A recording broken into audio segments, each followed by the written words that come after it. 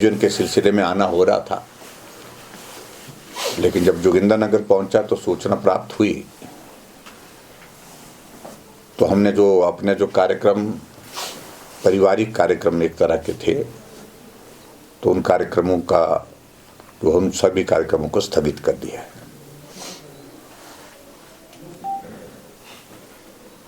ये बात मुझे आज किशन कपूर जी के दुखद निधन पर आपके समक्ष साझी करनी थी।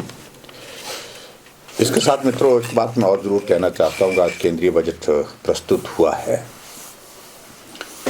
और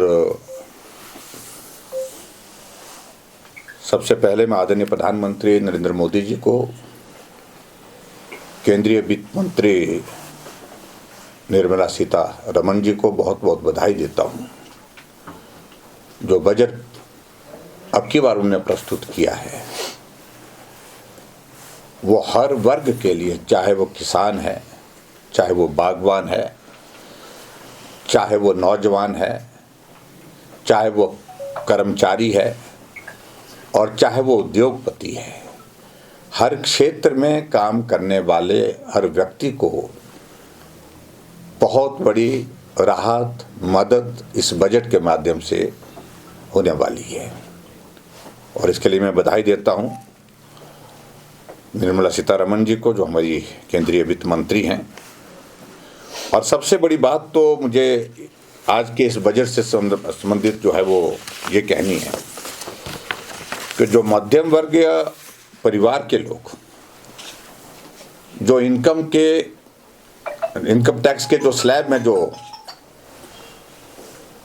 बहुत बड़ी एक राहत दी है, तो वो आज तक के इतिहास में कभी भी किसी भी सरकार से उसकी उम्मीद ही नहीं की जा सकती। इसके लिए मैं प्रधानमंत्री जी का आभार व्यक्त करता हूं। 2014 में जब प्रधानमंत्री नरेंद्र मोदी जी बने थे तो उस वक्त टैक्स की जो लिमिट थी वो 2.5 लाख थी और अब वो लिमिट बढ़ करके 12 लाख हो गई। और 12 लाख के साथ साथ में जो अगर हम उसमें टैक्स डिडक्शन के पार्ट को भी जोड़ें 75,000 और, तो ये 13.25 लाख रुपए तक जो है वो टैक्स का एग्जेम्पशन मिलना मध्यम वर्गीय परिवार के लिए, और विशेष तौर से उसमें कर्मचारी भी है और उसके साथ मध्यम वर्गीय जो परिवार है उनको बहुत बड़ी राहत हुई है। उसके लिए मैं बहुत बहुत धन्यवाद करता हूँ वित्त मंत्री जी का और प्रधानमंत्री जी का। और इस नई व्यवस्था में अगर हम इस बात को देखें तो मैं देख रहा था कि जो 12 लाख की आय देने वाला जो करदाता जो है उसको 80,000 का कर का जो है उसको लाभ मिलेगा उसमें। और उसी तरह से मैं देख रहा हूं कि 18 लाख की आय वाले व्यक्ति को 70,000 का लाभ उसमें मिलेगा, जो वर्तमान जो अभी प्रधानमंत्री जी ने ये बहुत बड़ी घोषणा की है। और उसके साथ साथ में आजकल इस टेक्नोलॉजी के युग में जिस प्रकार से सारी चीज़ें आगे बढ़ती जा रही है, उसमें जो जितने भी हमारे, चाहे वो मोबाइल बैटरी है, मोबाइल फ़ोन है, उनकी कीमतों में बहुत बड़ी कमी आएगी इस बजट के माध्यम से, इस बजट के प्रावधान के माध्यम से। और उसके बाद दूसरी बात जो है, जो अगर हम भारत में बने कपड़े की बात कहें तो उसमें भी बहुत बड़ी राहत दी गई है। बहुत बड़ी मात्रा में जो है हमारा जो घरेलू उत्पादन, यानी कि भारत के अंदर जो जितना भी हमारा कपड़ा बनता है उसमें भी बहुत बड़ी राहत इस बजट में प्रावधान में दी गई है। हमारे टेलीविज़न, एलईडी, एलसीडी, उसमें भी बहुत बड़ी राहत जो है वो केंद्र की इस बजट के माध्यम से हम सबको हासिल हो रही है। उसके लिए मैं प्रधानमंत्री जी का बहुत बहुत धन्यवाद करता हूँ। और इसी तरह से आगे बढ़ कर के हम देखें, जो मेडिकल के जो हमारे डिवाइस हैं, मेडिकल उपकरण जो हैं, उसमें भी बहुत बड़ी कमी आएगी, बहुत बड़ी कमी आएगी कीमत में। वो प्रावधान भी इस बजट के माध्यम से जो टैक्सेस वगैरह में रिलैक्सेशन दे करके जो है वो प्रधानमंत्री जी ने किया, ये भी एक स्वागत योग्य कदम है।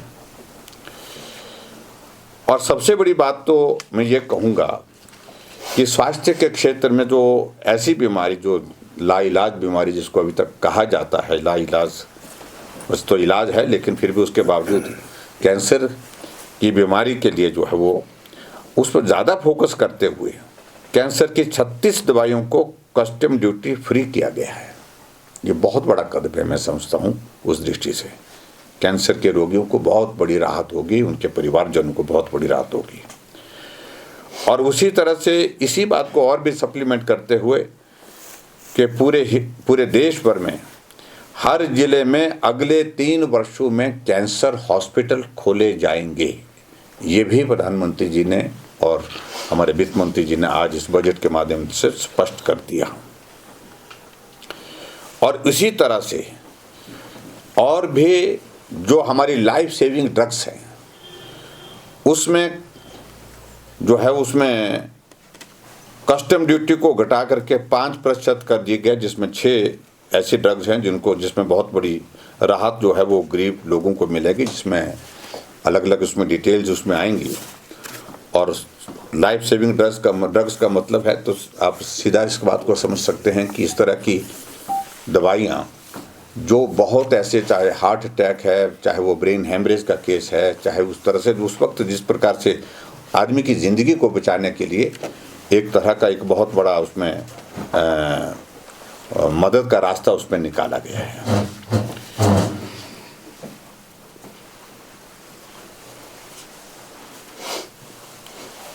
इसके अलावा हमारे हिमाचल के लिए भी मुझे लगता है कि ये अच्छा रहेगा, जो उड़ान योजना के अंतर्गत 88 एयरपोर्ट जो है वो जुड़े हुए हैं, लेकिन आने वाले समय में 120 एयरपोर्ट और जोड़े जाएंगे। ये भी एक बहुत बड़ा ऐलान है। और मैं इस बात को ज़रूर कहता हूँ कि हिमाचल जैसे प्रदेश के लिए जहाँ कनेक्टिविटी एक बहुत बड़ा, एयर कनेक्टिविटी बहुत बड़ा विषय है, वहाँ बहुत बड़ी राहत जो है इस उड़ान योजना के अंतर्गत मिलेगी। मैं पूरा विश्वास करता हूँ, पूरा उम्मीद में हूँ कि हिमाचल प्रदेश में जो हमारी उड़ान योजना के अंतर्गत हिमाचल के जो हमारे एयरपोर्ट जो है उसमें कनेक्टिविटी मिलेगी और उससे हमारे हिमाचल वासियों को और पर्यटन को बहुत बड़ा उसके माध्यम से लाभ होगा। इसी तरह से मित्रों आगे बढ़ कर के मैं ये भी कहना चाहूँगा, एक महत्वपूर्ण विषय जो हमारा जो स्टार्टअप के लिए जो गारंटी कवर जो है वो 20 करोड़ रुपए होगा, ये भी एक बहुत बड़ी इंक्रीज उसमें की गई है।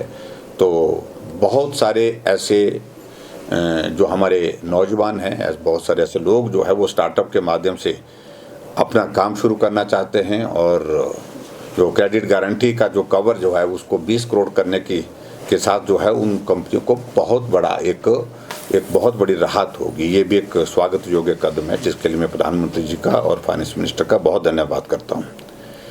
किसान क्रेडिट कार्ड में भी एक बहुत अच्छा एक फैसला लिया गया, जिसकी लिमिट पहले 3 लाख रुपए थी और उसको बढ़ा करके अब 5 लाख रुपए कर दिया। इसका भी हम स्वागत करते हैं। और उसी तरह से जो हमारे ऐसे उद्यमी हैं जो पहली बार उद्यमी बने हैं,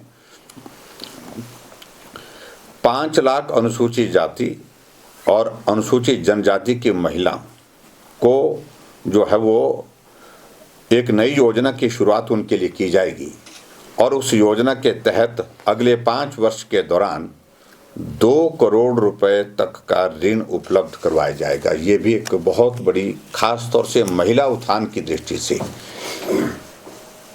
महिलाओं को सशक्तिकरण की दृष्टि से ये कदम बहुत ही महत्वपूर्ण है, जिसको लेकर के मैं प्रधानमंत्री जी का आभार व्यक्त करता हूँ।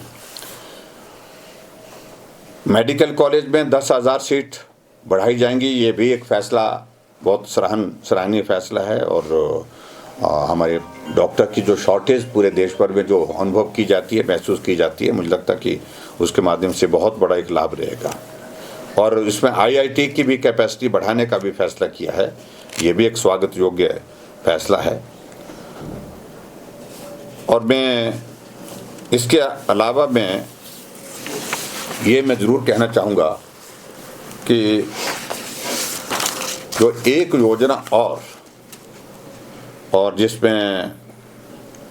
जिस योजना का पीएम नाम जो रखा गया, पीएम धन धान्य कृषि योजना का एक नया शुरुआत किया गया, जिसके अंतर्गत जो है वो हमारी पैदावार को बढ़ाने के लिए और पैदावार बढ़ाने के साथ साथ में आधुनिक फसल को जो है वो उनका पैदावार बढ़ाने के लिए वो भी, और उसमें औसत से क्रेडिट मापदंडों वाले जो 100 जिलों को शामिल किया जाएगा पूरे देश भर में। और मैं उम्मीद करता हूं कि हिमाचल प्रदेश का भी इसमें एक बहुत बड़ा लाभ होगा। और इसके अतिरिक्त एक और बड़ा फैसला लिया गया है कि 1.5 लाख करोड़ रुपए का प्रावधान ऐसा रखा गया है जो इंफ्रास्ट्रक्चर को स्ट्रेंथन करने के लिए पूरे देश भर में राज्यों को दिया जाएगा 1.5 लाख करोड़ रुपए, और 50 साल के लिए दिया जाएगा। तो उसको विशेष तौर से इस प्रकार से कहा जाता है, वो स्पेशल सेंट्रल असिस्टेंस उसको कहा जाता है, 50 साल के लिए मिलता है, ऋण मुक्त मिलता है वो। और उसमें अब हिमाचल प्रदेश की सरकार पर निर्भर करता है कि वो किस प्रकार से इसका लाभ लेती है। और मैं इस बात को मैं ज़रूर कहना चाहता हूँ कि 2 साल के कार्यकाल में हिमाचल प्रदेश में इसी योजना के अंतर्गत 1000 करोड़ रुपए से ज़्यादा की राशि हिमाचल प्रदेश को मिल चुकी है। जो कांग्रेस के लोग बोलते हैं कुछ नहीं मिला। तो इन सारी चीज़ों को लेकर के मैं प्रधानमंत्री जी का आभार व्यक्त करता हूं। और विशेष तौर से आज के बजट प्रस्तुत होने के पश्चात जो मध्यम वर्ग को सबसे बड़ी जो राहत मिली है उसके लिए मैं इस बजट का अभिनंदन करता हूं। और ये बजट संतुलित बजट है, पूरे देश के हर वर्ग के लिए है। बस इतनी बात कहते हुए मैं